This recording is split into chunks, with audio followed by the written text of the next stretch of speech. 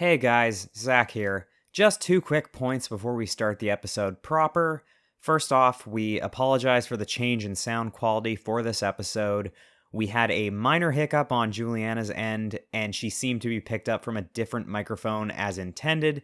It isn't horrible, just different, and we promise it'll be corrected for the next episode. Secondly, and we hope this makes up for it, we have new music. Last episode, we used music by Evan King, aka Context Sensitive, who is a perfectly talented and extremely generous composer of great Creative Commons music, and I both love and thank him for his work. But we've been lucky enough to collaborate with Crashtroid, a local indie game composer, who I also met and got to hang out with a bit at Cap City, which was awesome because he's a really cool dude. So thank you very much to Crashtroid, as well as Cadaver Carnival Studios, developers of Ace in Space, for graciously letting us use their music. Now on with the show.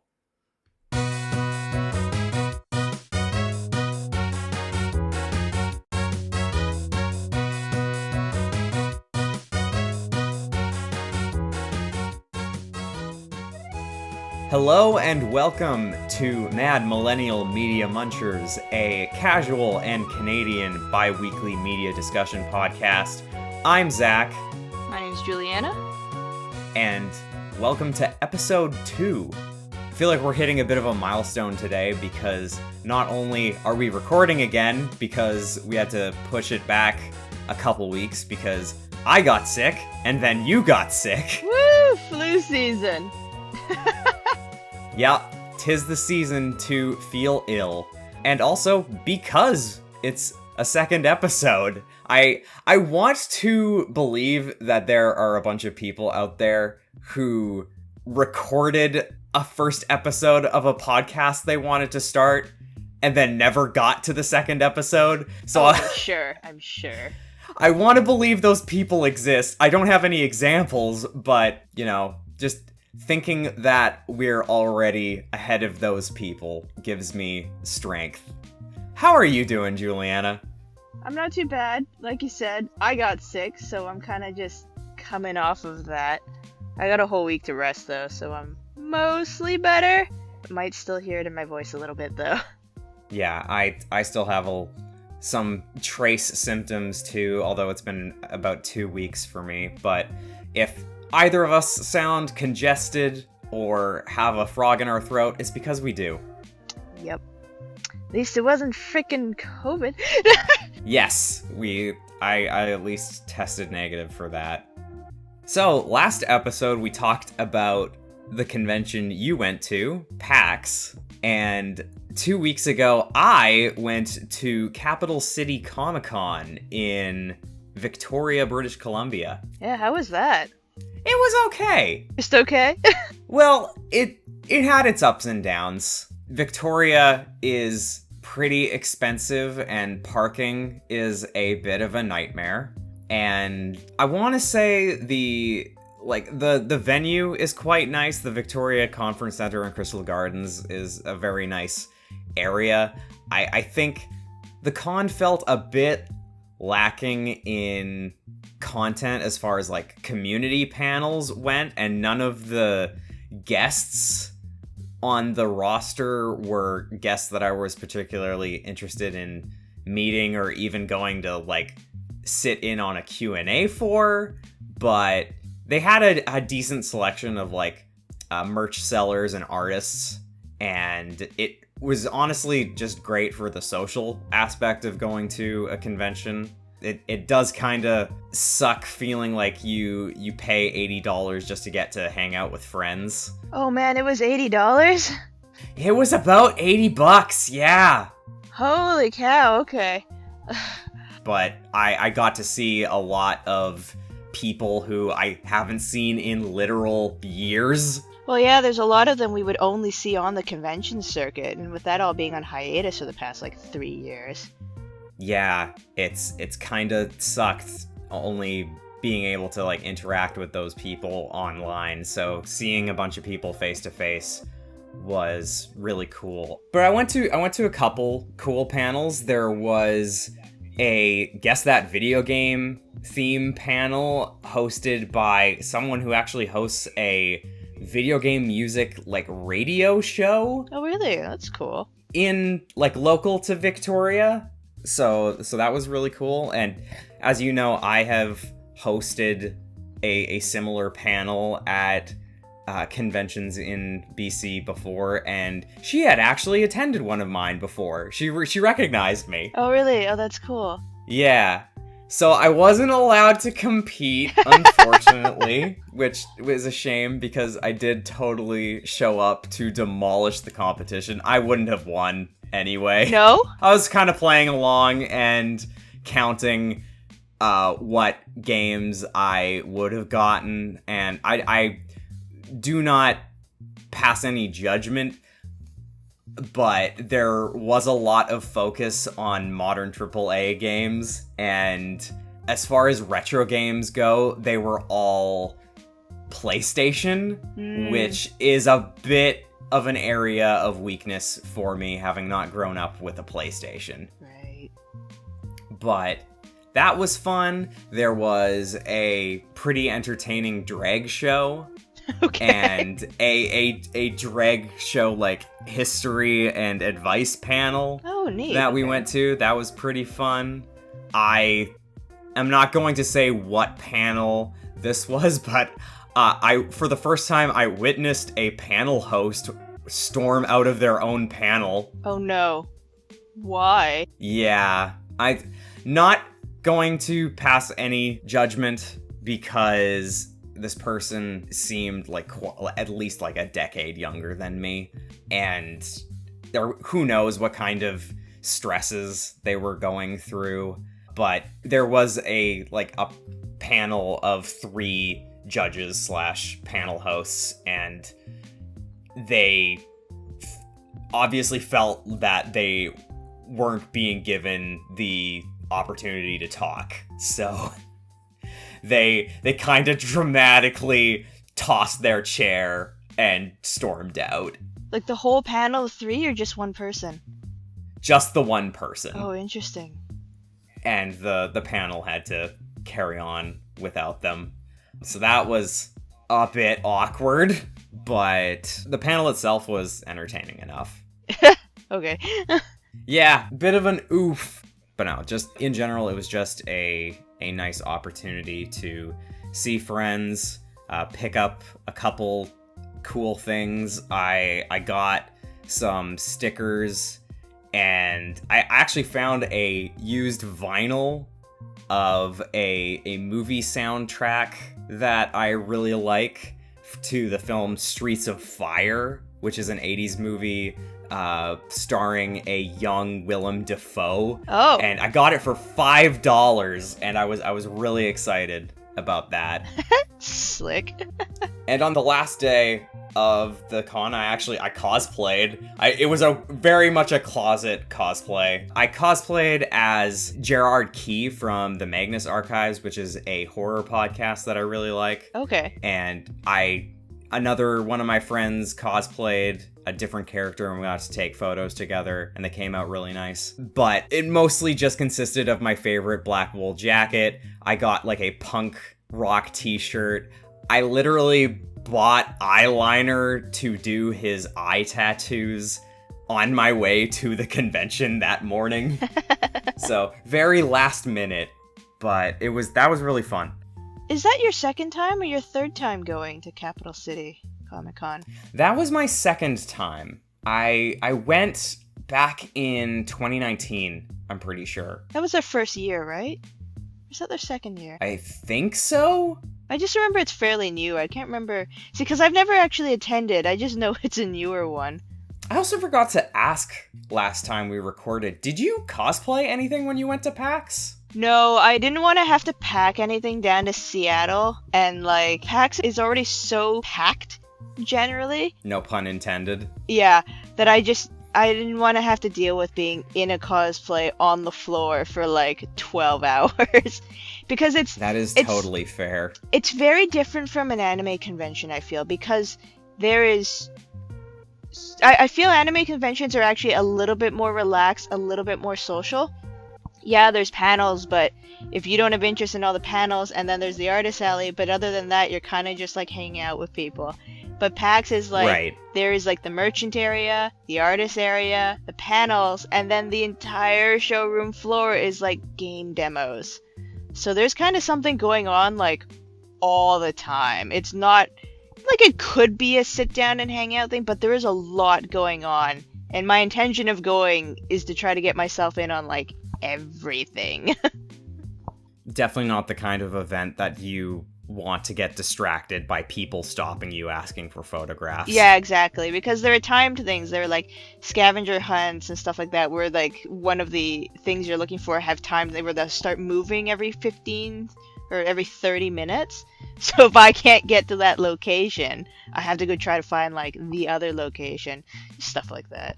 There are cosplayers there, no doubt, but it's not nearly to the same degree as you'd see at an anime convention. Yeah, for sure. We also talked last time about how, like, long, like, PAX was a 4-day convention. Yup. Man, at the end of each day, I was wiped. We're out of practice. We are out of practice. I am an old man, and I do not have the energy that I used to. Yeah, I was lucky for PAX at least that the hotel was really close, so if we did, like, if I had a moment where I was like, I need a small break and to get something to eat, I'm just gonna go back to the hotel with some takeout, and I'll hit the next panel in like an hour and a half. Yeah, sometimes you just have to carve out time for yourself to rest and definitely eat. Fortunately, it's in the downtown core, and there's a couple fast food restaurants nearby.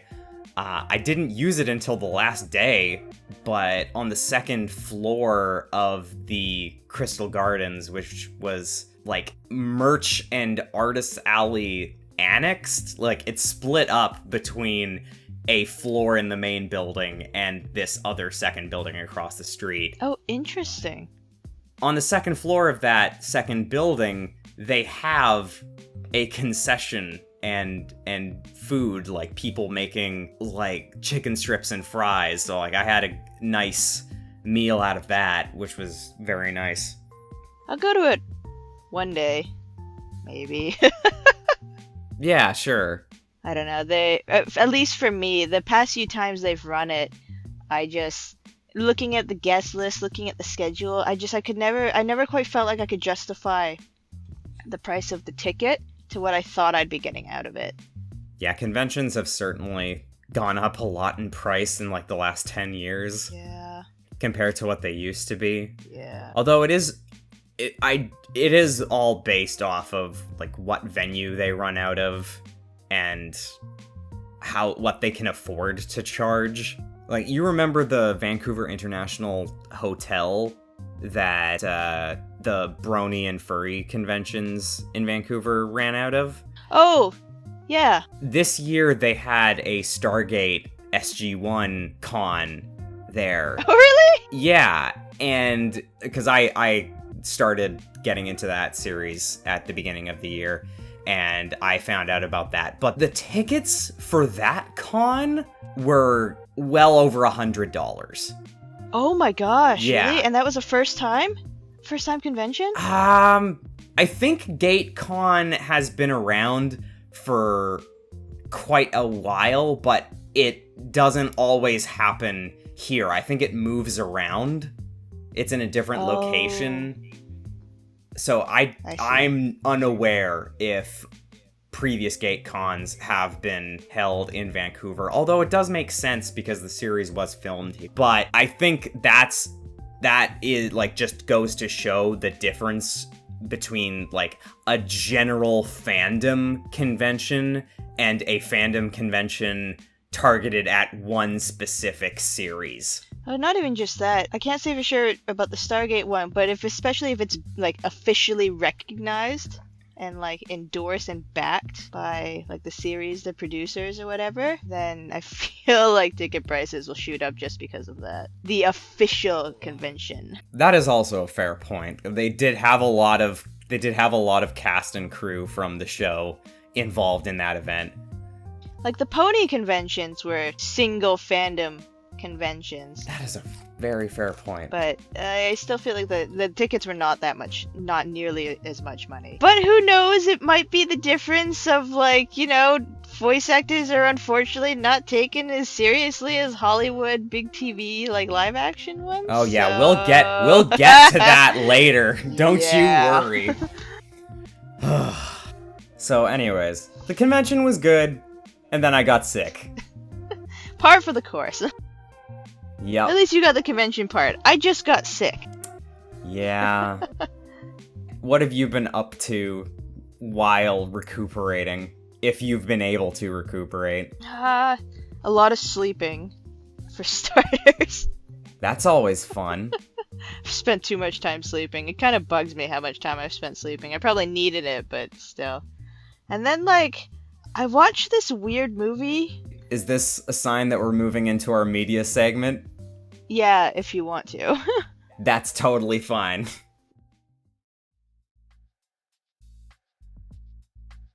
This is our Miscellaneous Media segment where we talk about anything not gaming related. Go ahead, Julianna.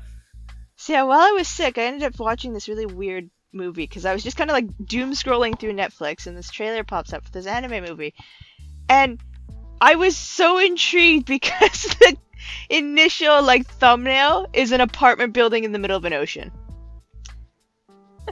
Oh. So Is this Bubble? No, it's called Drifting Home. So Okay, that is not what I was expecting. So it's kind of pitched as this like coming of age movie. I guess I don't know if it quite I don't know if it quite fits that label. But the premise of it is that these kids get stranded on this abandoned apartment building that ends up in the middle of the ocean and is just going. Just going for it. And the apartment building is just drifting through the ocean. I was like, what? So naturally I checked it out. So is it like a post-apocalyptic slice of life? No, it's not post-apocalyptic. Oh, okay. That's what I thought. I'm like, maybe this is post-apocalyptic and people just get around, you know. Maybe people used to ride these not boulders concrete buildings for ages. But So just some apartment building just decided, you know what? I've had it with city life. I'm gonna go out, see the world. Well, that's the thing. The movie was interesting. It's got really nice animation, like good detail to things, and it's super pretty. Okay. But the plot is kind of like, okay. There is no explanation really as to why this apartment building ends up in the middle of the ocean. Great, I love it. I love when the biggest question of a scenario is just left completely unanswered. There is like a pattern to it, because as the kids are floating through this ocean, and, you know, part of the issue is, you know, this is an abandoned apartment building. There is not a lot of food. There's one kid that had kind of been hanging out in there who had packed some food, but other than that, they're like rationing as they drift aimlessly through this ocean. And it kind of has these moments where I feel like it tries a little too hard to try to be like a horror movie, because it does like, it has like the classic like the violins and stuff and like the dark moments, but it's not a horror movie whatsoever. It just has a few moments where I feel like it's trying to be. But yeah, there is this weird pattern because they come across other buildings in the ocean and they're all like decrepit, decaying buildings. Like, I guess minor spoilers ahead if anybody's interested in watching this. Like, part of how they manage to keep their food resources up for a little while is that like one of the other buildings that they start like floating by is like an abandoned like department building that was torn down years ago and now for some reason is floating in this ocean. And still has food inside? Still has some food inside. But it is like, it's like every building that they pass is like an old building that's either torn down or abandoned or set to be torn down.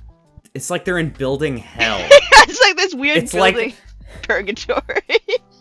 It's like the purgatory from Pirates of the Caribbean, except for buildings. Yeah. But yeah, so like there's this, it has this theme of like, I guess, coming of age and acceptance, because a couple of the main characters, like they recently lost a family member. It was important to both of them and stuff like that. So yeah, there is that aspect of like coming to terms with things and accepting loss, and like kind of for another one of the kids, like accepting some stuff that you can't change, and for another one about like not being so afraid to stand your ground about certain things, especially against other people. And then there's a kid who I think I'm pretty sure is just there as like comic relief, because I don't remember like anything about him as far as character development goes. Just jokes. Kind of just there for jokes.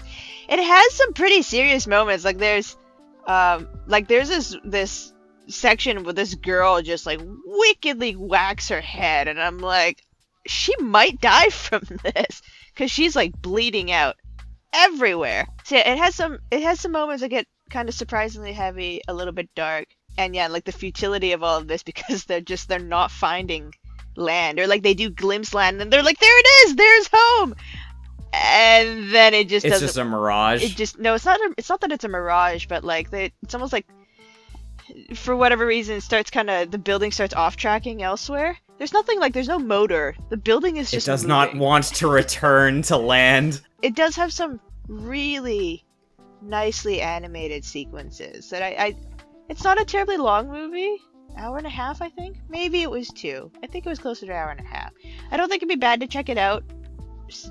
But it wasn't a particularly deep movie. Okay.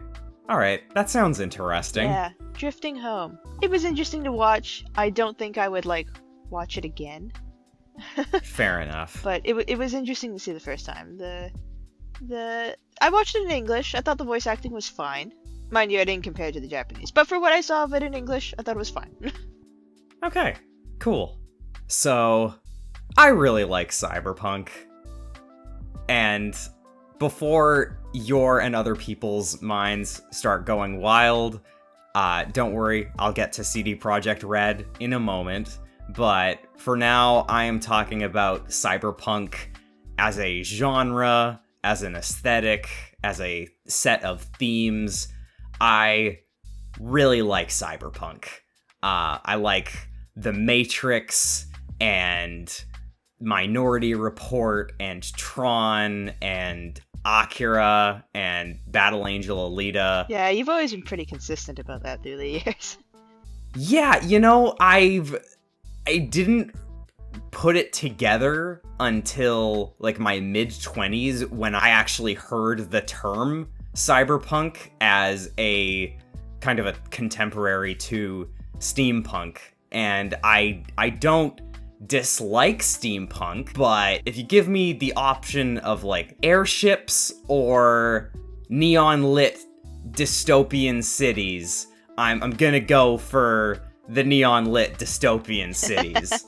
So when Cyberpunk 2077 came out, I did not get it at launch. I was aware of it for a couple years leading up to release because, like, I'm talking prior to the big Keanu Reeves, wake up, samurai, we have a city to burn, you're breathtaking, like that announcement trailer at E3. Like, I was aware of it for at least a year beforehand because I found a used source book of the Cyberpunk tabletop game that it's based off of in a tabletop store that doesn't exist anymore. But I wasn't super hyped for the game, and usually I will wait until after release to see how a game does before I pick it up. And I was really disappointed with how the original release game crashed and burned. Yeah. There's I don't know. I feel like there are certain ones you can almost tell there's a point at which the hype as you follow it online just gets too high, and then it's like this game is never going to live up to what people expect of it right now. Expectations will always they always get bigger than what is possible. Like, it's exactly what happened in No Man's Sky as well. I had a few people I knew who were super hyped, and they're like, it's gonna be amazing, and this, and this, and I'm like, I'm sorry to rain on your, like, I don't want to, like, harsh on your hype, but I just have this really weird feeling it is not going to be as good as you expect it to be. And then it came out, and all of that happened, and, like, you know, they've kind of fixed it at this point, that I think it's doing well now, but, like, oh yeah, the amount of hype that it had upon release, unfortunately, I think also kind of set it up to fail. I tried No Man's Sky in VR, I want to say 3 or 4 years after its launch, and yeah, it's totally fine. Like, it's Minecraft in space. Right. I didn't think it did anything more groundbreaking than that. But it was fun for the time that I spent with it. But as for Cyberpunk, it wasn't disappointing for me personally that the game was doing so poorly. Because, as I said, I wasn't hyped for it. I wasn't going to get it on release. It looked fine from trailers. I'm like, I'm sure that'll be cool. Maybe I'll try that sometime. But because it did so poorly, and because the name is literally called Cyberpunk, it was hard to think about or talk about the genre without it being inextricably tied to 2077. Right, of course. Which is why I am so happy that it has gotten a second chance lately with the help of Netflix and Imaishi's Cyberpunk Edgerunners, which is a banger, an absolute banger of a 10-episode series.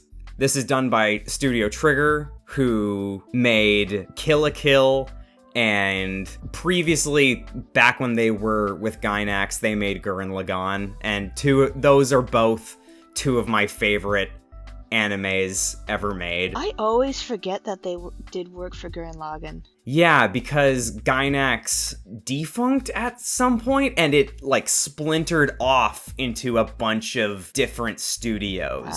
Okay. And Imaishi, who directed Gurren Lagann, co-founded Trigger, and they have set a high bar for just really great and stylistic anime animation, and they did not half-ass Edgerunners in the slightest. And I don't think that playing the game is necessary at all to get into it. I am going to be talking about the game later in the gaming segment, so I'm going to try my best to split these up between Miscellaneous Media and gaming, but it is hard not to talk about it because they're so closely related. But I hadn't touched the game for more than like 30 minutes to an hour before I watched episode 1 of this show, and it is very fast-paced, but it sucks you in, much like the game did.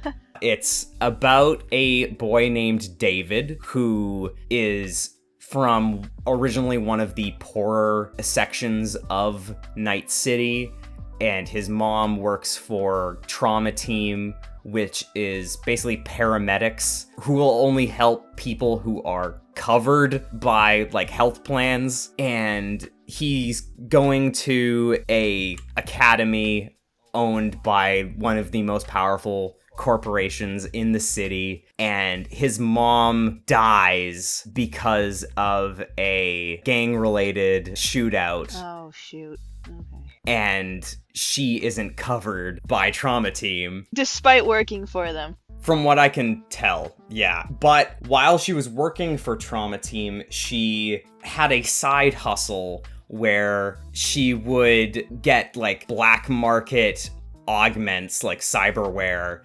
to certain Edgerunners who are basically mercenaries. And after her death, he discovers it's an implant called a Sandevistan, which is previously used by a cyber psycho. But after her death, he is just, he's driven into a really rough place Like, his mom's dead. He's just gotten beaten up by one of his classmates, and he decides to get this bit of cyberware implanted into his spine, and it allows him to essentially stop time for a brief period of time. And the effect on the Sandevistan is something that I absolutely love, because it shows the user's after images when they're moving, and the effect is just beautiful. He uses it against the classmate who beat him up. He gets kicked out of school, and he joins a group of Edgerunners, and they become his new found family. And things are cool for a couple of episodes until that crew is mostly dead. Okay.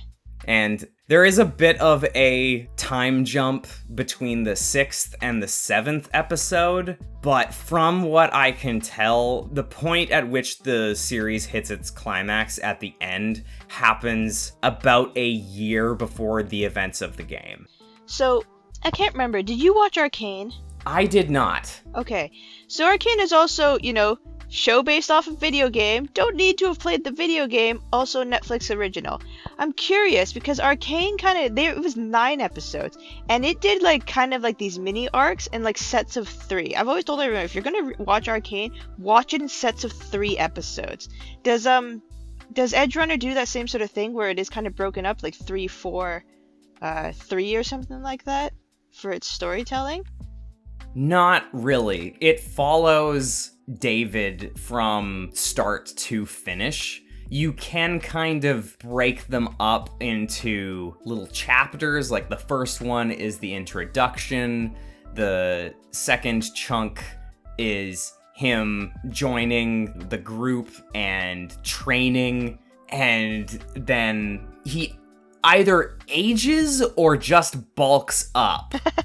But there is an obvious time skip between the 6th and the 7th episode, and he is suddenly far more mature and badass and is respected by people far more. And the animation is beautiful, obviously, as all of Trigger's work is. It's drenched in neon, and they use a lot of detail from the game. There's a point in one of the final fights where I was like, hey, I recognize that street. And the music, most of it is lifted, from what I can tell, almost exclusively from the video game. Oh, that's super cool.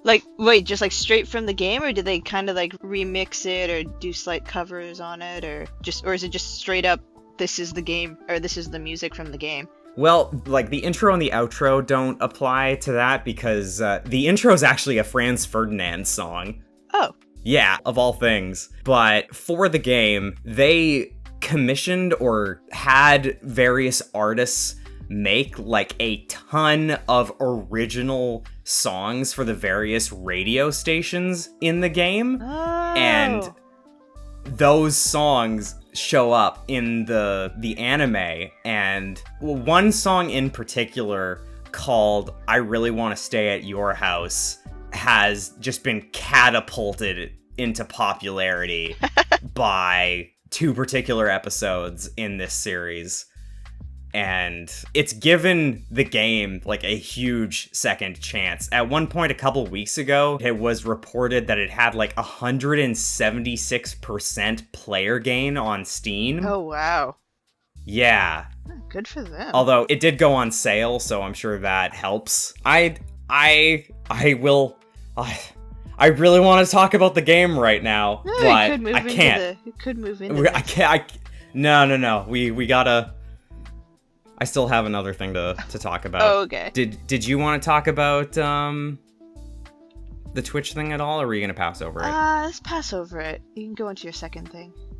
Okay.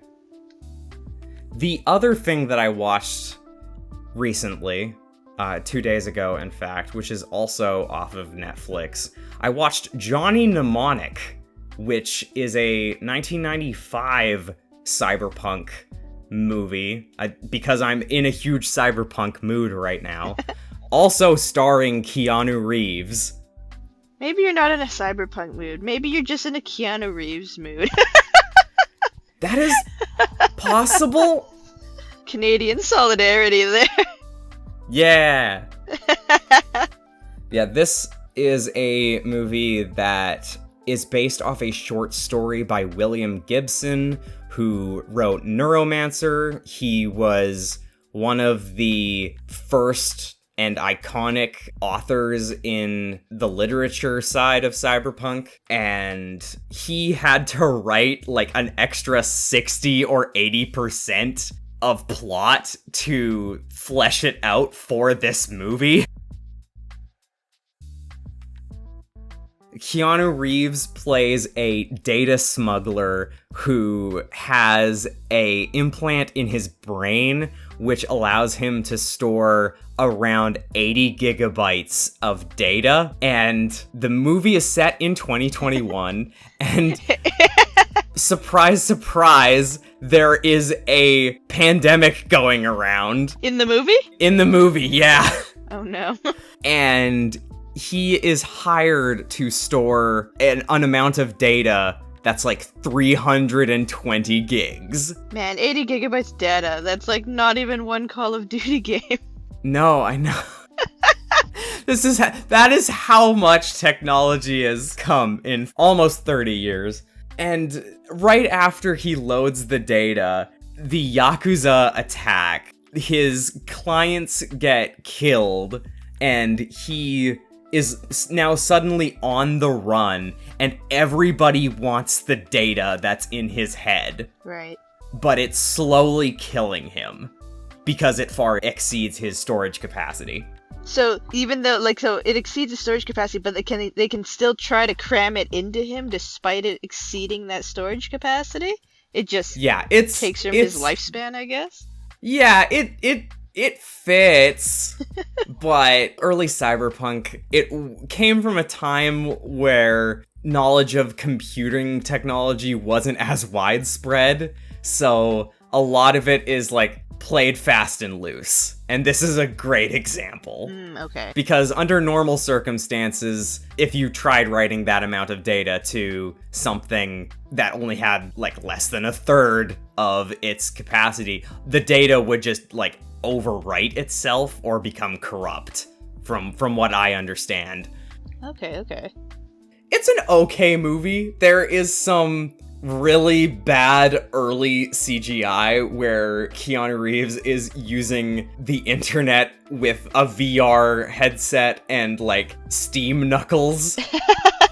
There's some interesting guest stars in the movie. There's a bunch of rebels fighting against the corporations called the Low-Techs, and they're led by Ice-T. He's the rapper who was also, I believe he starred in Law and Order Special Victims Unit. Okay, sorry. The first thing that popped into my head was a rapper, and I'm like, but I feel like I'm getting it mixed up with something else. Okay, yeah, I'm not super familiar with his work either. And then Dolph Lundgren, who he was like the Russian villain in one of the Rocky movies. He plays a like Catholic priest assassin. Oh my gosh, okay. Yeah, it's a wacky ride. But in the end, I thought it was really interesting because it turns out that this pandemic, which is some kind of neurodegenerative disease, is being caused by basically Wi-Fi or like wireless frequencies. Oh. Like it is the human body reacting to bombardment of wireless signals, which I thought was pretty cool. I'm glad that isn't the case for us, or is it? Well, there was a big fear for quite a while. I'm sure it's still a fear for people now, you know. You remember when we were younger and we used to be told, like, you know, don't keep your cell phone in your pocket and stuff like that? I do remember that. I remember seeing a video where they put like a popcorn kernel between like 3 or 4 cell phones and then called them all at the same time. And it popped the kernel. Now I'm curious how realistic that was. But I feel like we're at the point, there's kind of no escaping that. Like, even right now, like, I have to get the Wi-Fi to the laptop we're recording off of. The headset I'm listening through is wireless. My cell phone is right there. And, like, Yeah. And, like, even, like, the alarm system here is, like, wireless based for communication. There's no avoiding it anymore. And we think it's all safe, but how safe is it? We'll find out. I don't know. I don't ascribe to conspiracy theories, so I don't really care. Oh, speaking of conspiracy theories, we'll get to that later. It kind of relates to the Mario movie. Oh, okay. Yeah, okay. But anyways, yeah, that was fun. I don't know if I'd recommend it. It is a very 90s and weird movie, but I had fun with it. Alright. I feel like I kind of have to, because you said it takes place in 2021, right? Yeah, it takes place in 2021, and I forgot to mention that the tabletop game that Cyberpunk is based off of was called Cyberpunk 2020. Yeah, I remember which that. Is ironic because that's the year 2077 released, and also the year that our own reality really started to resemble a cyberpunk dystopia. In reality, though, it's been a slow decline. But that's one of the reasons why I like Cyberpunk so much, is that it's like a dark reflection of our own reality placed, like, 20 to 50 years in the near future. No, it is admittedly one of the things I like seeing about films or games that take place in the future when that date hits, or that year hits, because I'm like, okay, what did you guys think this is going to be like 20, 30 years ago? The next one I'm waiting for is what, 2034. We're supposed to have, like, potentially sentient androids. Detroit Become Human takes place in, like, a mere, like, 2034 or something like that. I would definitely say that Detroit Become Human is cyberpunk. Yeah? Yeah, because, like, the concept of cyberpunk is, like, the loosest definition of it is high-tech, low-life. Basically a scenario where advancements in technology is contrasted by, like, low and oppressive standards of living. Oh, okay. That definitely is true for a bunch of Detroit in that game. Alright, now on to gaming. Video games, tabletop, or otherwise. What do you have for us, Julianna? Oh, so I've had a heck of a week. I feel like I talk about it a little too much, but jumping back once again to Final Fantasy XIV. Does this mean we're returning to Eorzea Corner? Kinda, but also kinda not really. You'll find out in a second. So I had a very interesting experience in the game. I got phished. Oh, what? I have never in my life fallen for an internet scam before until this one. And the most ironic part about all of this is there is another phishing scam that was making its rounds through 14 at the time. This was like a week ago, where, like, you just get whispers from people being like, hey, I'm, like, shutting down my account and giving away all of my gil in a raffle. Come to this, like, website to enter the raffle. And it's like, okay, you know, blocked and reported. Just get out of my text box. This is a scam. So, for me, unfortunately, I got a message from a person I know in the game. And it was this super innocuous message, like, hey, if you needed any, like, tips and tricks for your roles, check this out, it's super helpful. And, like, I had talked to them about and they sent you a link. And they sent me a link, but like, I had been talking to this person about how, yeah, like, I'm working on learning how to play tank, and, like, I'm picking up, like, a melee DPS for the first time, and I have spoken to this person at length before. So, you know, in this case, I'm like, okay, whatever, it's fine. I take the link, I follow it to the Square Enix forum, and it asks me to log in, and I'm like, okay, sure. I log in, and the login doesn't stick.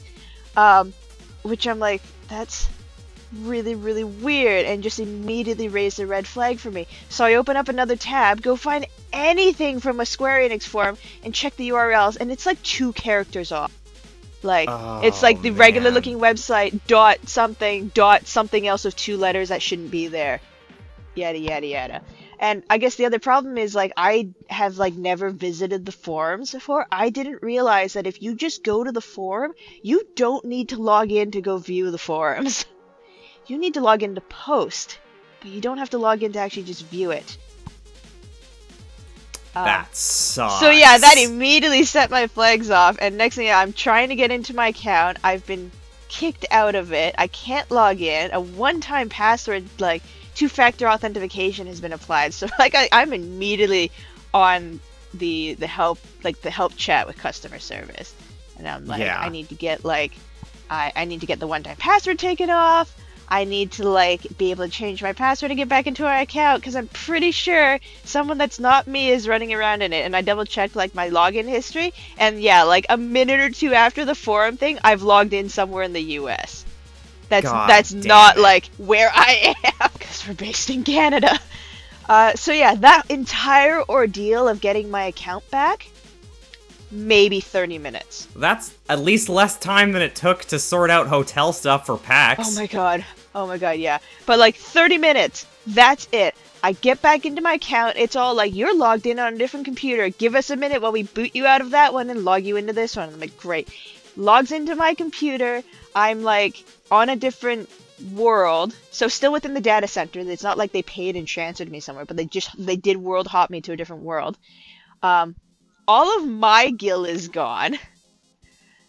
Oh no. And like I guess I should have said this earlier. While I was in the middle of getting my account back, the FC, like, I got messages from people in my FC on Discord being like, why did you suddenly leave the FC? Is everything okay? I'm like, no, everything is not okay. And I posted in like the general chat, I'm like, anybody who's got eyes on the game right now, can you check the FC chest? And if anybody sees me in the game, tell me what's happening, because I don't have my account. So, like, one member was following my character best they could because they had me on their friends list so they could kind of track where I was going, and someone else went and checked the chest. And yeah, they drained all of the money out of the FC chest because I have, like, a second-in-command role that gives me access to everything. Oh, no. Drained all of the money out of the FC chest, left the free company, and then took my character of my guild and the FC guild into another world and transferred, like, all of it. Despite the fact that I managed to get the account back in 30 minutes, which I think is fairly decent time, all totally gone. Oh no, dude. So, I have my account back, and then it was like, I put in what they call a rollback request, which is the best way I can describe it is they will, like, load an old save file of your character. But the free company is screwed. It depends. Absolute best case scenario, they reload my character to the point where I am holding all of the money. Oh, that would be ideal. But they cannot guarantee anything like that. So I might get all of my money back because it rolls back to a point, but I might not get all the FC money back, which I still feel really, really guilty about. Nobody is, like, mad at me, but I still feel really bad about it. Well, that's a relief. What happened to this person who sent you the link? Did they get hacked, or do you think they were, like, a bad actor from the start? No, well, unless they're still a bad actor. I had their contact information on Discord, and I'm like, hey, you need to check your account, because I just got scammed from yours, so unless you've been pulling the wool over my eyes for months now, you need to check your account. Jesus. And then last I heard, they got in, they checked theirs, they also, like, it also got, like, suspended, so they're also working on a rollback thing. Yeah, I put in the rollback request, and then, like, the next day got suspended, had to put in the request to get my account unsuspended, and then had to put in another rollback request. I haven't actually heard anything since Wednesday besides, like, we're working on it. I totally would have fallen for that too if I were in your shoes, because, and I partially put blame on Square Enix for this, their website is atrocious. Yeah, it's not great. It's not good. Because I remember even signing up for the game and having troubles because, like, not the password box, but, like, the email box was cap sensitive. And I had, like, put capitals on, like, a spot where I don't usually put a capital for, like, my naming convention on my email. Or, like, I had done it through my phone, which, like, auto-capitalized, like, the first letter in my email. And I could not, for the life of me, figure out why I could not get into the account. It's because it was capital sensitive on the email box. But, Jeez. Anyway, so yeah, I'm kind of sitting in this limbo of waiting for the rollback, but testimonies online and a friend whose friend has gone through a similar issue, anywhere from 2 weeks to 2 months. Oh my gosh. Well, So, you've got a chance to play other stuff for the time being. basically, because anything I do right now on my account in Final Fantasy, like if I were to finish the game and the expansions and get everything to level 90 in the next week, and the week after that they roll it back, I lose all of that, I'm pretty sure. Yeah. So I can't really do anything with it. I've been logging in to do little things that like for the map nights, because I don't think if they roll my account back, I don't think they're going to go after every little thing I've touched. So I'm pretty sure, like, if I go harvest a map and mail it to someone else, and then we use those maps on the Tuesday, and I take any gil from that and just throw it right back into the FC chest, I don't think anything is going to happen to it, because it's too much stuff that Square Enix would have to dig through to try to roll back. Yeah. But otherwise, yeah, I can't do too much on that game. That sucks. It does. I am so sorry that happened. I was, like, talking to somebody else when it happened, because, like, my roommates were at work, and there was somebody else, like a different online friend, who, like, called me, and I was, like, this blubbering mess on that call for, like, a solid 30 minutes following it. I'm so sorry, Julianna. And, like I said, nobody in the FC is mad at me. There have been a couple other people in the FC who have been hacked before, but, like, the reason why I feel so bad is because I had permissions that those other ones didn't. So for them getting hacked affected their account only. For me getting hacked affected my account and the other, to a degree, 200 people in the free company. Oh, man. And so, did you have the one-time password authentication on your account and they were able to get by that? No, I had turned it off.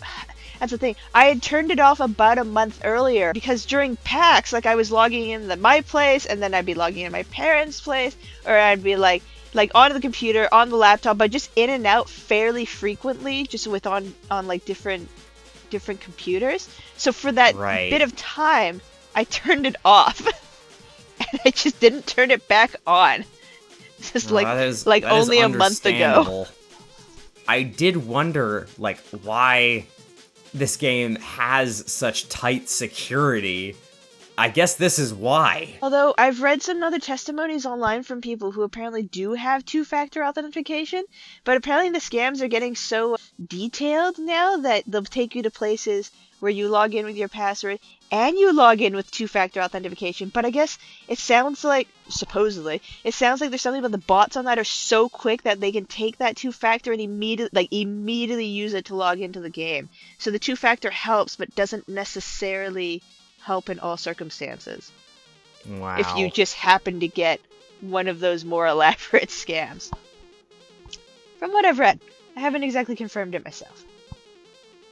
Be careful out there, people. Yeah. This is reminding me, I have only been phished, like, once. And luckily for me, it happened when I was much younger. And I only lost maybe, like, $10 to $15 worth of in-game items. It was for Habbo Hotel. Yeah.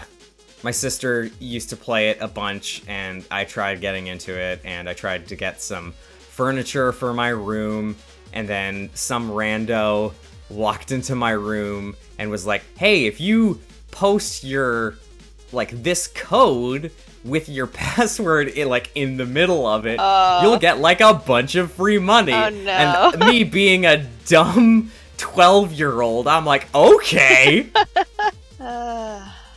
That's the moment when I learned not to trust other people. Yeah, I've made it this long without ever being like internet scammed, and Yeah, this... fortunately, you've been a smarty for a long time, so. Yeah, I don't know. Had it been from like a random account, or like had it not been somewhat related to a topic I had been talking to that person about already, like I wouldn't have followed it. But the circumstances just lined up right. I really did not think anything. I did not think twice about it. Your guard was down. Oh, absolutely. And Square, I believe I described at least the sign-up and registration process, and only for the free trial on Square Enix website, as Lovecraftian. So, I don't blame you whatsoever. So, I'm still waiting on that. But you're right, it's given me the opportunity to play some other stuff, which I can get to in a minute, but like, you've got more Cyberpunk to talk about. Yeah, it's time to return to Cyberpunk. So, yeah, after I watched the first 3 episodes of Edgerunners, I decided to give 2077 another chance because, like I said, I had picked it up briefly. I still don't own the game, but me and my roommate, our Steam libraries are connected through Family Share, so I'm able to play it as long as he's not accessing his library. And I watched him play a bunch of it after launch, and I was like, this looks fine, but not super for me. The gameplay of 2077 is nothing really groundbreaking. It's a very Far Cry-esque shooter with, like, stealth and a bit of, like, tactics to it. And it also feels a bit like Borderlands and or Fallout in regards to the fact, like, it is a first-person shooter RPG. Right. Or a first-person shooter with RPG mechanics.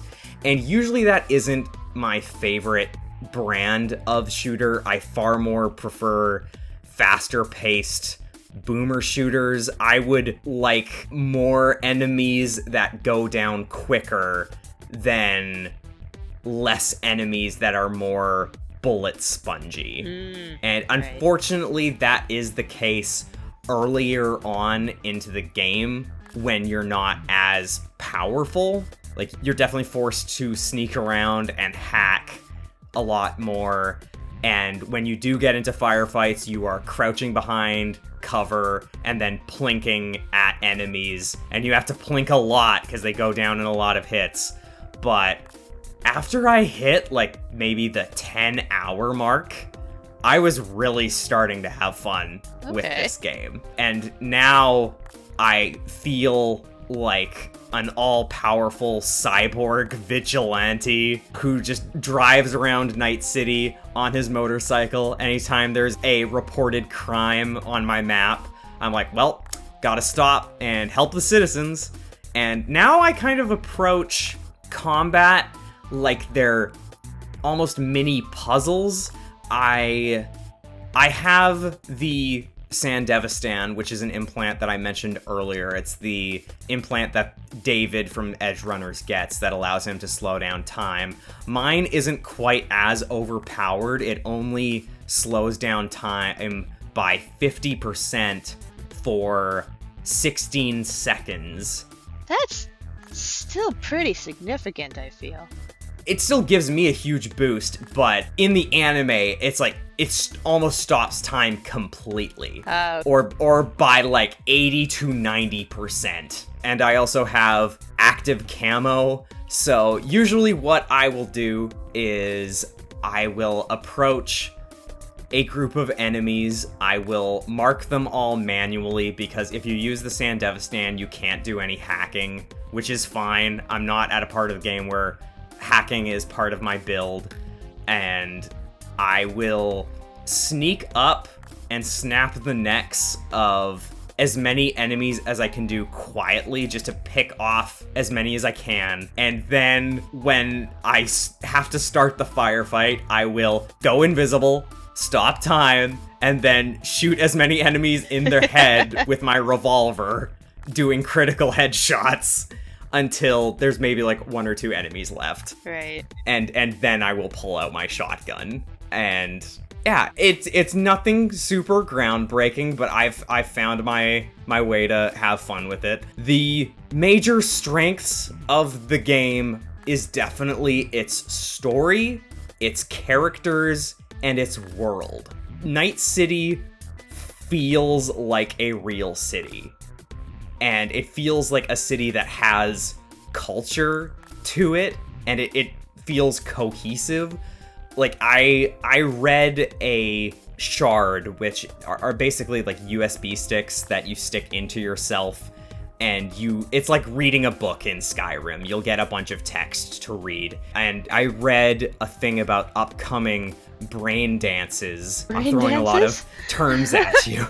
A brain dance is essentially, it's a technology in the world that allows people to record experiences, like what they see and what they feel, and then people can play those experiences back using a special type of headset. And usually they're violent or sexual in nature, and they're sold as like a virtual reality drug. Oh, okay. Of some kind. So I read a menu about upcoming brain dances, and it gave a description for one, and then you go into the elevator, and then you see a little animated advertisement for that same upcoming brain dance. You'll see advertisements for items that you can get in-game. I mentioned earlier that the music all sounds like real music that a world can have, and they're in different genres too. Right. I'm curious though, had you not read that like advertisement on that menu, do you think you'd have still gotten the advertisement in the elevator? Oh, probably. Oh, okay. It's like a piece of recurring art.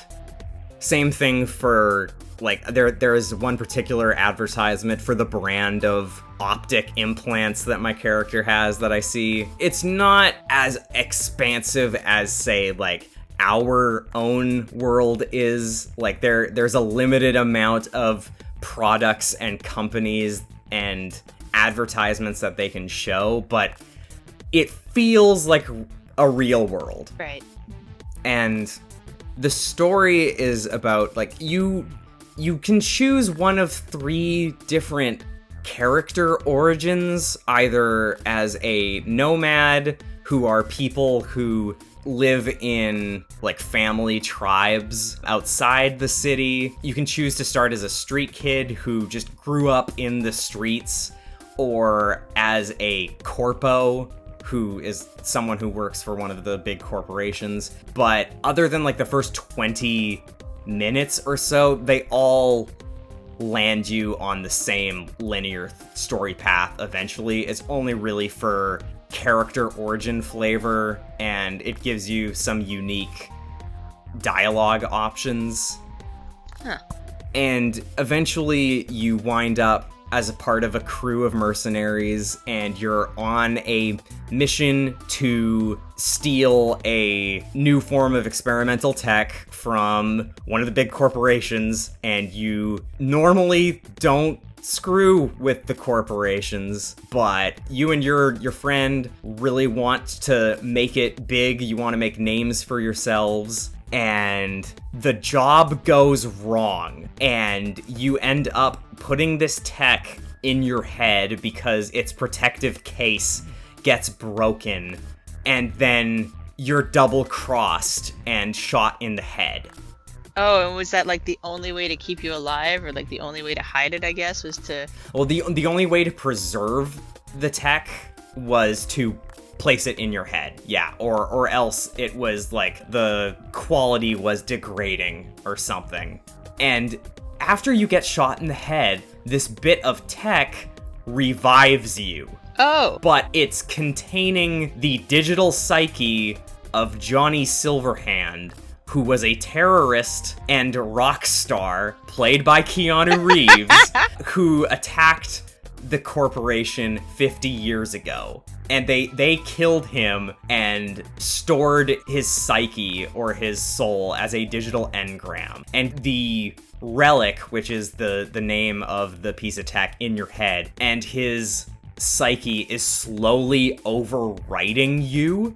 Oh. And because he's in your head, like, you can see him and talk to him. But that becomes the main plot of the game, where you are trying to find a way to get it out of you without killing yourself. Or else eventually you will be overwritten and the person you were will no longer exist. And Keanu Reeves just takes over. Exactly. Huh. I had, like, no idea as to what the premise of the game was.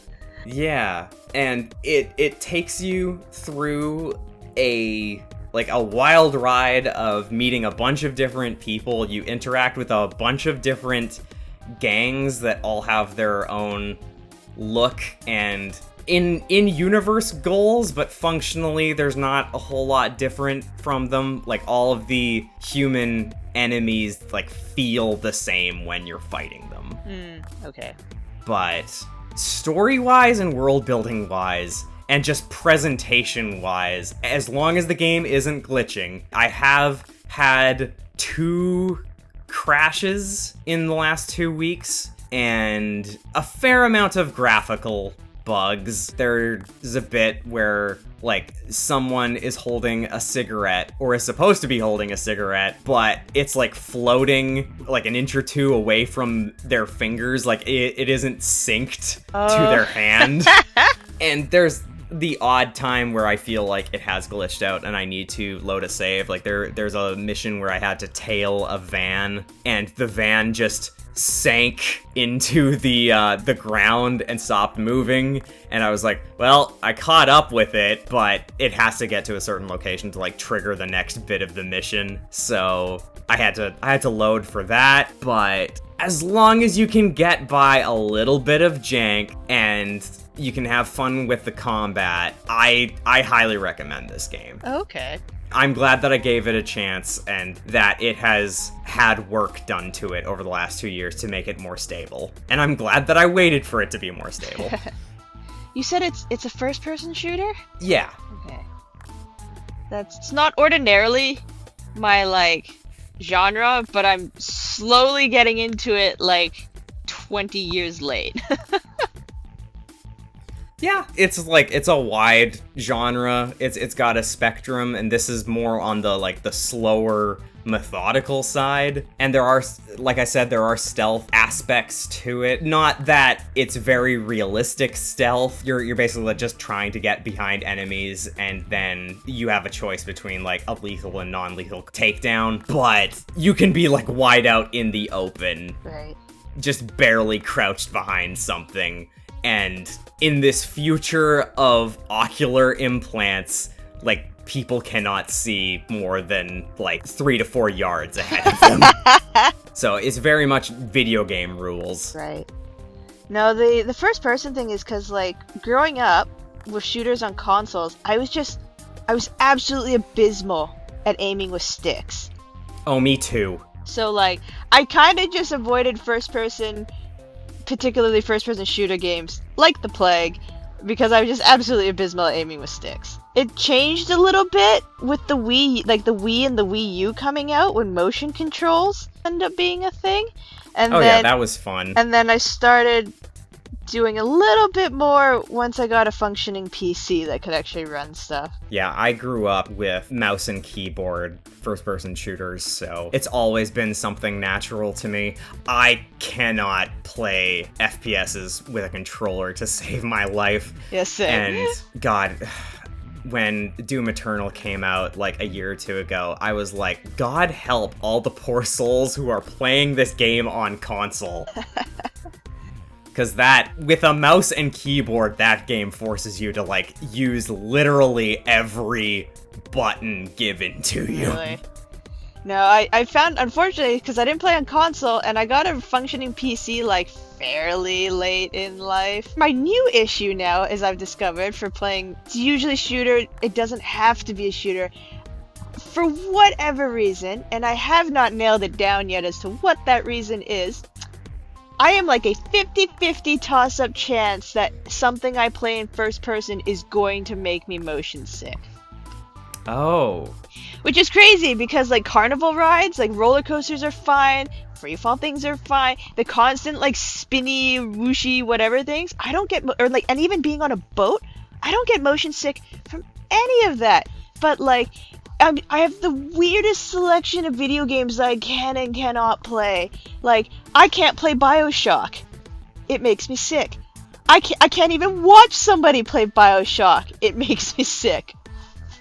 That's fine. BioShock's fine, but it's not my favorite. And like, the Unfinished Swan, which was this really artsy little thing on the PlayStation, like, I was able to play it before. It's first person, it's not a shooter, it's just a first person. I was able to play it before for like an hour or two and was fine, and then later when I bought it for myself and I tried it, started making me sick. I can't play Slime Rancher, to my great dismay, because it's freaking adorable and the second one just came out of beta. I can't play I did see that it got a sequel. But, and like, explain to me this, body, I can play Portal.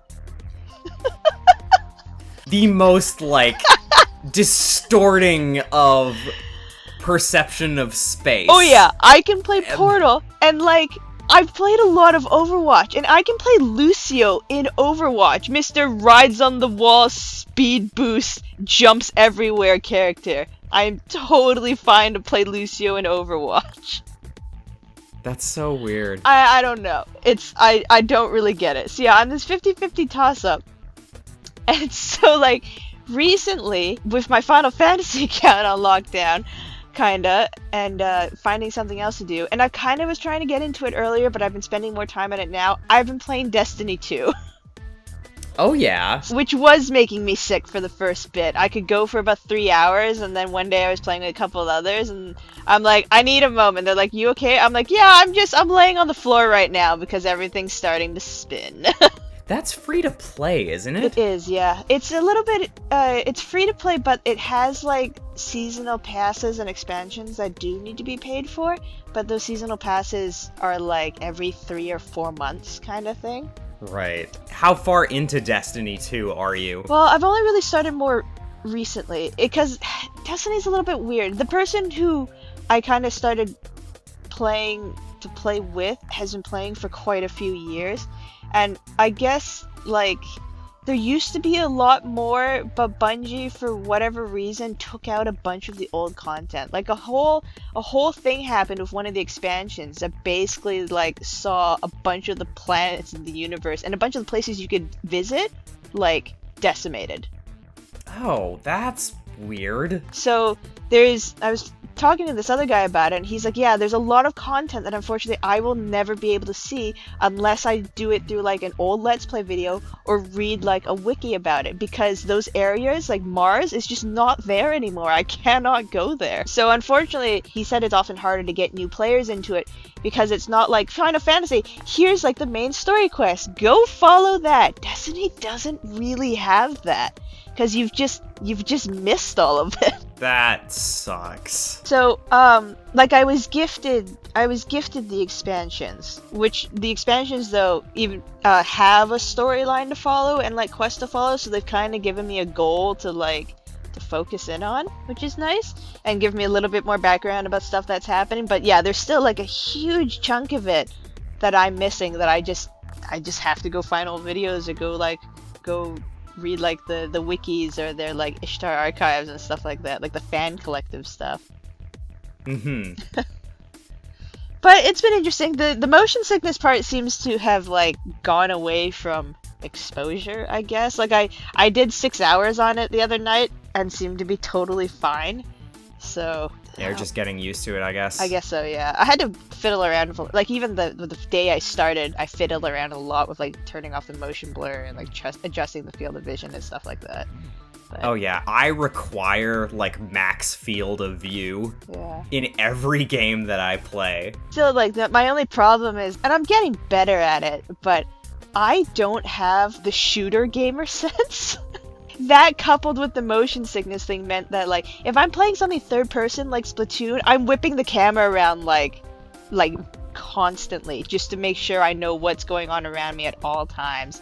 But like between the motion sickness and the just not being used to playing things in first person, I have like this really bad sense of my surroundings. I find I have that in multiplayer games. Oh yeah. Like I'm not very great at multiplayer shooters, but in single player shooters, like when there are like different enemy types and there's like a logic and method to it, like Doom and a lot of those other old games, like I'm fairly used to that. Okay. Yeah, Destiny has a lot of mob things that happen, so there's just a lot of, like, for the PvE stuff, there's just a lot of things running at me, like, all the time.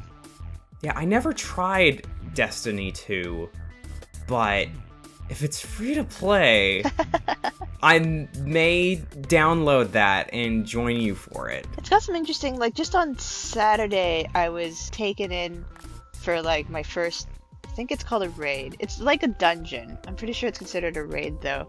Through an area called the Garden of Salvation. 2 of us in this group of 6, like, we were a pre-made group of 6. And I can understand now why we were a pre-made group of 6. Because trying to communicate what we had to do, if it were, like, a group of, like, totally random strangers who may or may not type over text or speak over voice, would be like impossible. Not impossible, but perhaps a logistic nightmare if people didn't already know what they were doing. Right. No, it was super interesting. Yeah, me and this other guy were really new, basically got carried through it, but it's like a 2-hour dungeon. Ooh, wow. Yeah, this whole and yeah, having to like break the groups up into 2 different teams, so one group to handle this while another group handles this, and then you kind of move into the next area and have to switch roles as to what you're doing. Like the final boss confrontation on it basically required like the group of 6 to split into 3 teams, with 2 groups focused on going through these portal things that would pop up, and 1 pair focused on like rebuilding the stage as it kept getting destroyed by the boss. So that requires a lot of coordination. Yeah, it like I said, only 2 of us were new, but it still took us like several runs through to finally beat the end boss of the dungeon. I hope you guys didn't pair the 2 newbies together. No, the guy who is taking the charge for the group knows both of us newbies. Like I said, we were a pre-made group of 6, so he had joked about like, we're just gonna make the 2 newbies do the rebuilding. We're like, like I guess so if you want. It's like no. He basically paired us off with other people who had already completed this dungeon beforehand and had been playing a lot longer, so it wasn't so bad. It was actually, I found it quite entertaining. I thought it was quite fun in a learning sort of way and seeing what you had to do. But apparently the one that we went through is like the most disliked dungeon in the game. Oh, okay. It's because the mechanics go a little bit janky, and I did see it firsthand, because there's this bit where the players end up as like tethers for an energy beam sort of thing, and the boss gives off a color, and you have to take the tether from the boss and match it up to a pillar in a matching color. But what had happened is like there's like a blue pillar and a red pillar, and or like a whitish blue, and the tether would come down for white. You'd see it on the boss and be like, okay, it's white, we're going that side. The tether would come down for white, you do it, and then the next one would pop, but it'd be white again. And if like, and we were like, what? But the tether that was coming off the boss was coming off as red. And if not for the fact that some of the other experienced players knew, they're like, no, there is absolutely no way that it is white 2 times. Like, it is not possible for it to be white 2 times. They're like, it's a visual glitch. Just, if we've already done white, and it shows up right again, just run it to red. Okay. Yeah, so the mechanics at times with the tether things are a little bit janky, and I guess that's what kind of dissuades people from running that raid in particular.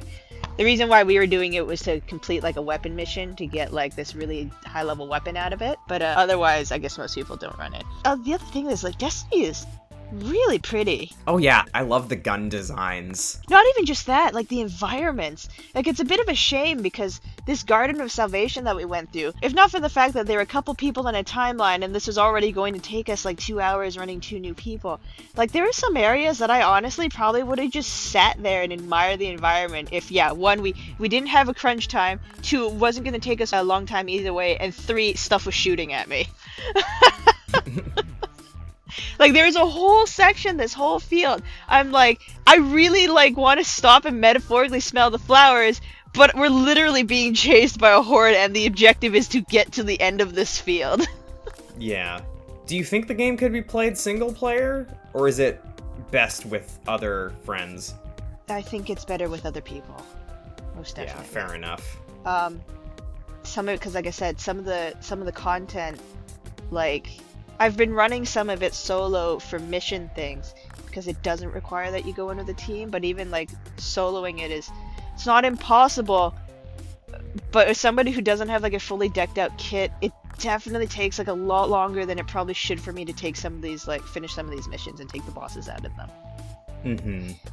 And then yeah, otherwise if you just try to go like public party finder, I cannot imagine trying to do that raid in a 6-man group with 5 people that I don't know. It would just be utter chaos. Yeah. Yeah, do you remember that one indie game that I told you about called Nightmare Reaper? Yeah. Yeah. I haven't played Destiny at all, but I know that it is a looter shooter. Yeah. And that game has, I would say, probably like a similar weapon system, if not like a lot more streamlined. Nightmare's still in beta though, or is it out? No, it's released. Oh, okay. And eventually it should get co-op, so... Oh, cool. When that happens, I will definitely, like, if you haven't tried it by then, like, I will definitely be getting you a copy. Sure, sounds good. So with that, I think it's time to move on to the news. So, Julianna, have I got 5 words for you? Do you know what they are? Mushroom Kingdom, here we go. Here I come. I can't remember what the line was. That's exactly what I was going to say. So, we mentioned in our first episode, recorded about a month ago at this point, that they had not shown anything of the Mario movie except for a cast list, and that it was around like 7 or 6 months away from release. We now have both a poster and a first trailer, and it has set the internet ablaze. Oh yeah. How do you feel about it, Julianna? I still hold the take that Illumination does good animation, but their stories had a tendency to leave things to be desired. So like animation-wise for the Mario movie, I think it looks great.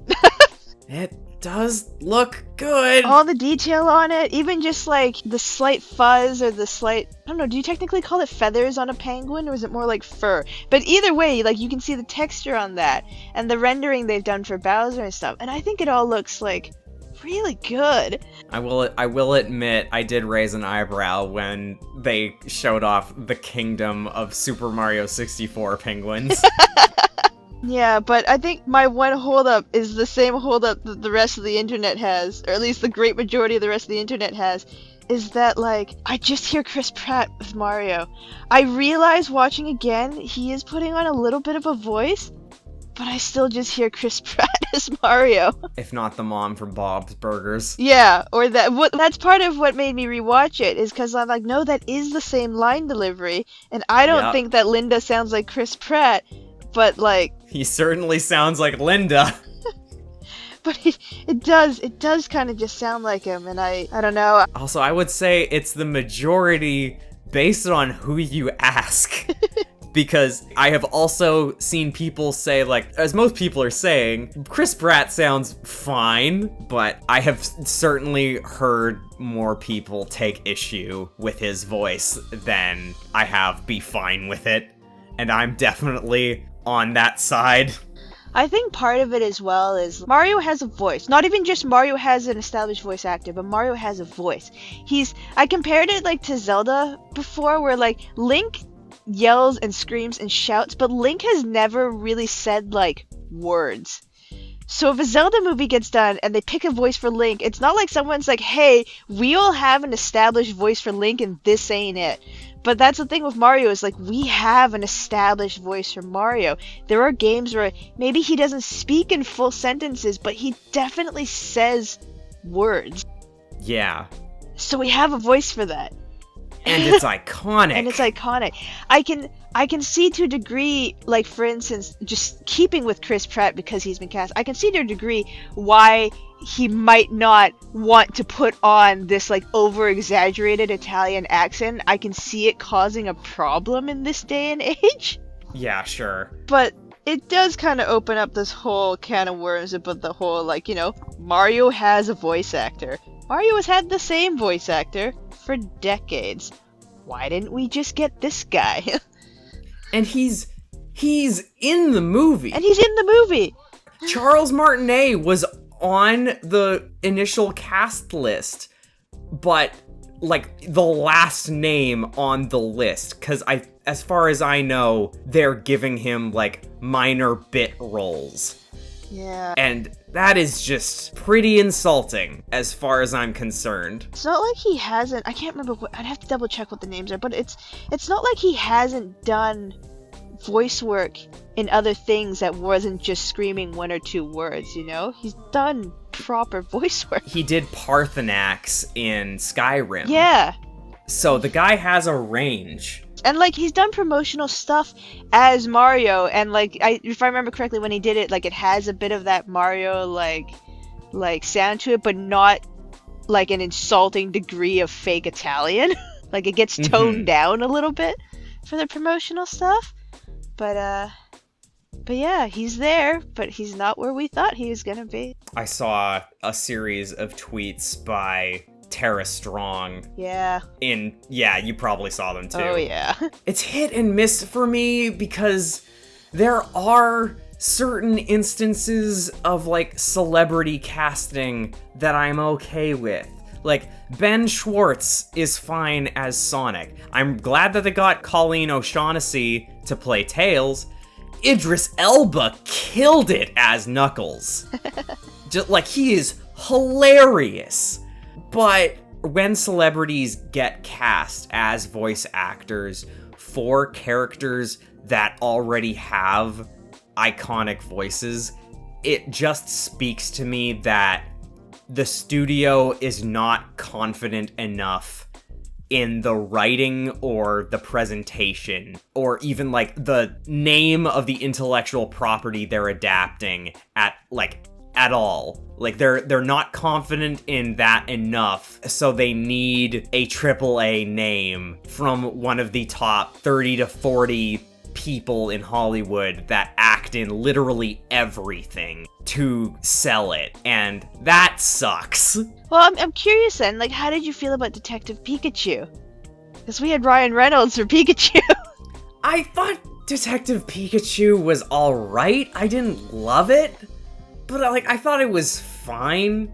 I was gonna say this about Jack Black too, who I think also sounds like fine as Bowser. Jack Black is probably going to carry this movie. Well, Jack Black's also got a little bit of like a funny man streak to him where he does weird voices and things like that.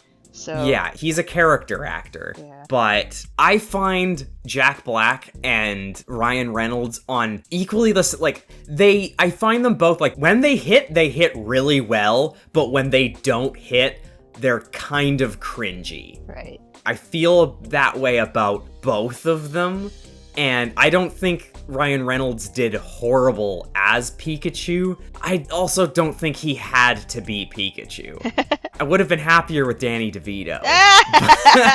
Right.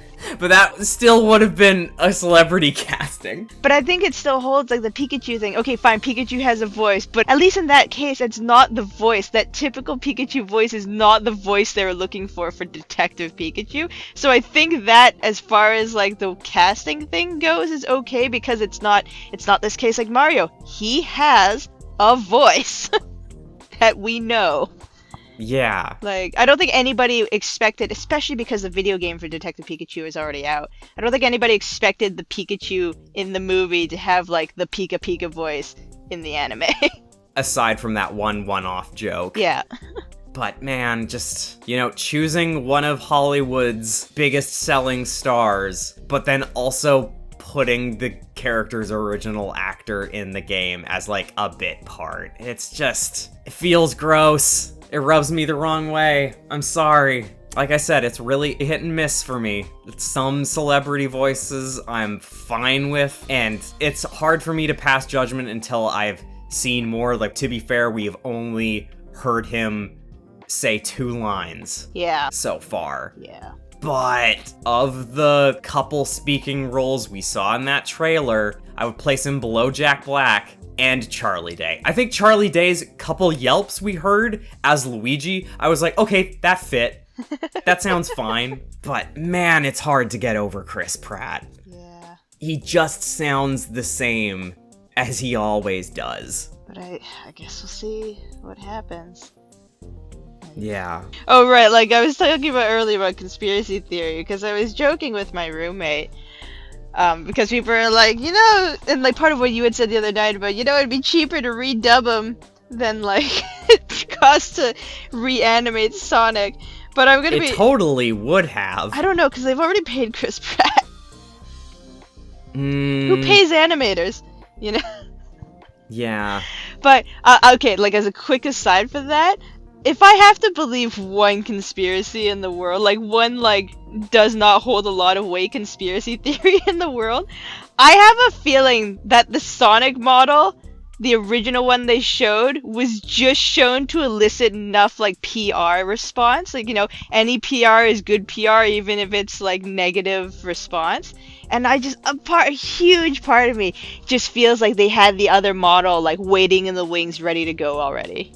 I can believe that. Because I don't know how it'd get through, like, this many people built, like, okay, here's the 2D image of what we're making, and this is what we've cranked out for 3D. Like, someone would have had to have spoken up. I feel like they must have had the slightly more, the more accurate model. They must have had the more accurate model waiting in the wings already to be like, guys, look, we fixed it! Yeah. I have heard other people saying, like, yeah, Chris Pratt's he's a stand-in for whatever the real person acting him is going to be. Okay, I've seen that too, but I have a feeling it's not the case. A name like that, the amount of money you have to pay to get a name like that, to even just, like, do the promotional and do the recording for the I don't know. I don't think they would pay that for a joke. Yeah, and I don't know if he would go along with it. Yeah, that too, right? Although I did see a funny tweet where someone said, probably half-jokingly, that they were going to pay Charles Martinet over the service Cameo to record all of Chris Pratt's lines from the film so that they could do a fan dub. Oh my god. I don't think he'd be allowed to do that. Probably not. That would also probably infringe on contracts or whatnot. But either way, internet certainly got something to chew on for the time being. Yep. We'll see how it turns out. I really don't want to pay to see this movie. See, but on the flip side, like, I'm probably gonna go still see it in theaters. Just because I feel like animation like that deserves to be seen on a bigger screen. And, like, I don't want them, like, I'm fine with the idea of video games being turned into movies because they seem to be taking more care with it nowadays than they used to. So I don't necessarily want it to be a case of, like, oh, see, they don't want it because nobody went to go see it because of, like, the one actor. I feel like there's enough internet uproar that, like, they're probably aware about the issues that people have with the actor, but I don't necessarily want the film to flop because of the one person. No, that's fair. Although I've already voiced my opinions on Illumination. This movie is also, its screenplay is written by the same guy who wrote Minions: Rise of Gru. Oh no! Which came out this year. Yeah, it's the same writer, and this is only like his 7th writing credit on IMDb. And you hate Minions. Rise of Gru was the one movie that I had to see in its entirety. Me and my cousin went to see it to see how bad it would be, and it was one of the worst cinema experiences I've ever had. Oh no. I left that theater feeling angry. But that's my problem for getting upset over a piece of children's media. Like, I think the most recent thing I watched by them was Sing. Sing was fine. I liked them. They were fun. I just like music, so something light like that was just kind of up my alley for like a relaxed evening sort of thing. Our next bit of news is... oh boy. Man, we are on the ball pit. Wow. Wow, With Julianna. It's not a pit. That's the wrong convention. You know, my takeaway from all this, is just We are don't in a pit of despair. My big takeaway from all this: don't trust pits at conventions. First it was DashCon, and now it's TwitchCon. Old throwback. This is your story, so you that? tell the story. What, DashCon? Yeah, when did the ball pit incident with DashCon happen? 2014. 2014. 8 years since the infamous ball pit. And now we have the infamous foam pit. Oh, I shouldn't be laughing. It's not really a laughing matter. People got hurt in this one. Yeah. So yeah, TwitchCon just happened, and yeah, so there's this foam battle pit that was set up on the convention floor, and it's one of those things. There's the foam pit, there's a couple pedestals in the middle, you give a couple people like these big boffer type things, and they just fight each other until somebody falls in, which is exactly what happened. 2 ladies fought each other, one of them fell in, and the other one did her celebration jig, jumped in the air, did the splits, and landed in the foam pit on her butt. The only problem is, unlike a gymnastics place foam pit, which is 2 to 3 meters of foam, this was 2 layers of foam and then a concrete floor underneath. Judging from the video footage and just how high up the pit comes on bystanders who are standing around, it's it's a foam pit in looks and not exactly in name. Yeah, I saw the video clip of it happening on Twitter, but I didn't know the context that this was a battle pit. It's not meant specifically for jumping in. No, but even at that, so the one that you probably saw, the first lady who fell off, and she just kind of fell off backwards, but she released a testimony saying that, yeah, she fell off, and when she did, she felt like a jolt up her back and had pain for the rest of the day.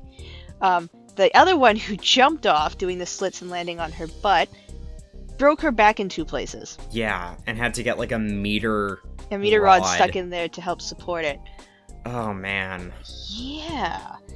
So, and then there's a few other things, I guess I was doing a little bit more digging with that, and someone else dislocated their knee in that pit.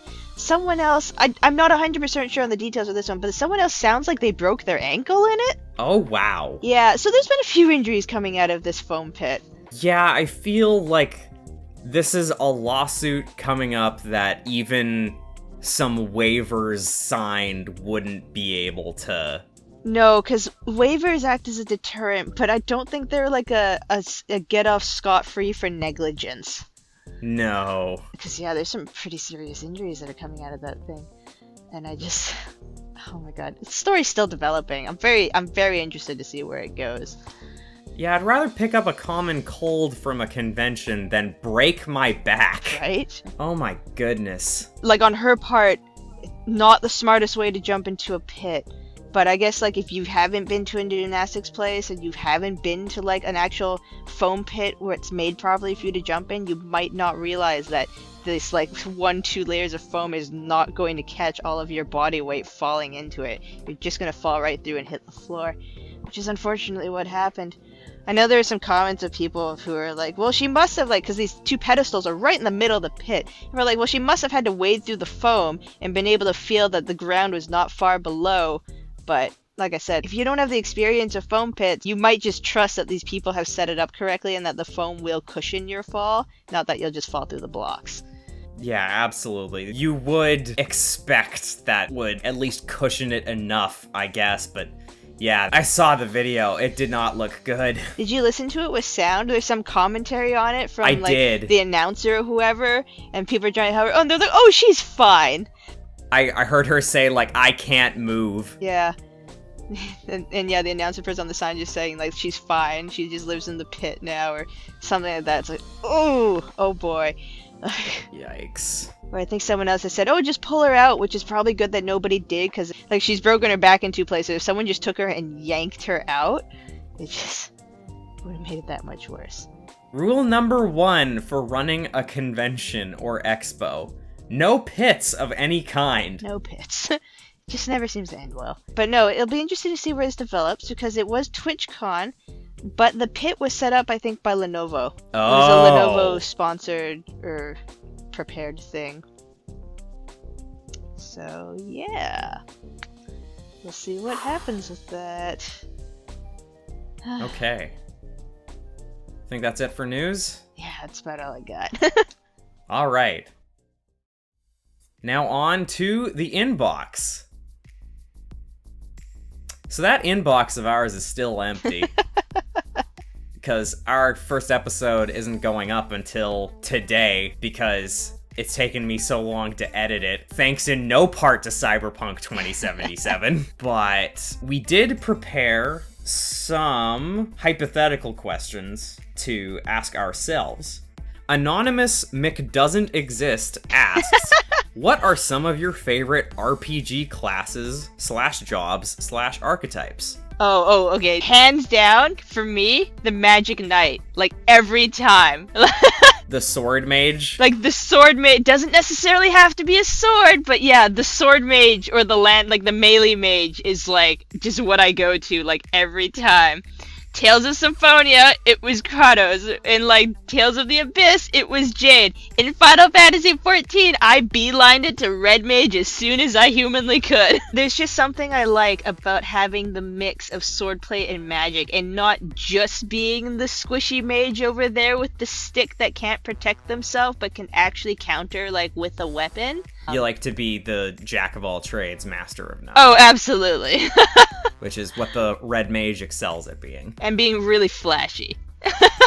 I guess if I were to pick, like, my favorites would lie somewhere between the physical to ranged classes of, like, fighter, hunter, or rogue. Sometimes I like playing the strong DPS. Sometimes I like to play the more, like, stealthy and utility class. Although I have tried to, like, sample a bit of everything. I like to see how everything plays. Yeah, that's fair. I just don't, like, close quarter combat just does not jive with me. Like, a constant close quarter combat, something about it. I just do not play melee things well. And that's like, that's across games too. Like, I'm not great with melee for Final Fantasy. I'm not great with melee for League of Legends. I'm not great with any of, like, the melee weapons for Splatoon. Like, it doesn't seem to matter what I play. There's something about me and melee that just does not jive. So the magic sword fighters and stuff, having the magic option, but also, like, I do like being able to, like, cut and dodge and stuff like that. So to be able to get in there and hit things a few times and get out again is, like, just fulfills enough of, like, my need to be melee without having to hard commit to melee. Yeah, totally understandable. I've always loved melee weapons of any kind. Like, I like swords and spears and knives, and sometimes, like, on, like, the eastern side, I like staves and sai. So I've always been fascinated with melee weapons. And then, related to what we talked about today, if you could replace or modify any part of your body with a futuristic cybernetic implant, what would it be? So this one's harder for me in a sense because I haven't played a lot of, like, sci-fi. I haven't done a lot within sci-fi stuff.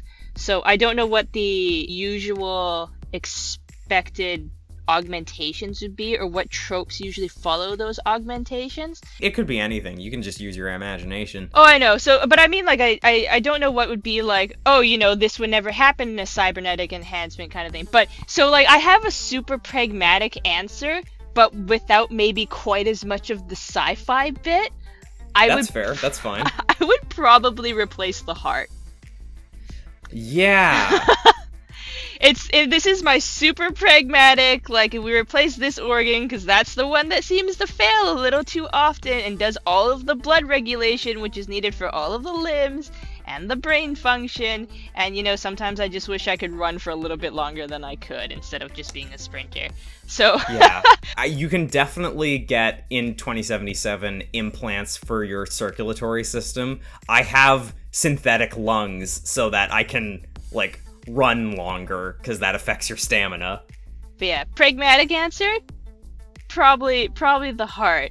A little bit more fun answer, I don't know, maybe like cybernetic eyeballs, because like I don't have the worst vision in the world, but sometimes I'd like to just be able to see like a hawk. Just like zoom in like an elf. Oh yeah. I think ocular implants are pretty cool too. I think my pragmatic answer, and this is a little gross, but I was thinking about this the other day, just because sometimes I have digestion problems because I don't eat super well. I would love like an artificial digestive system that like would give me like a live reading of like how full my stomach is by percentage and like estimated time until I need to go to the bathroom next. Fun answer is I would totally get the mantis blades that are featured in Cyberpunk 2077. Just being able to unfold my arms into two giant mechanized katanas. That sounds terrifying, but okay.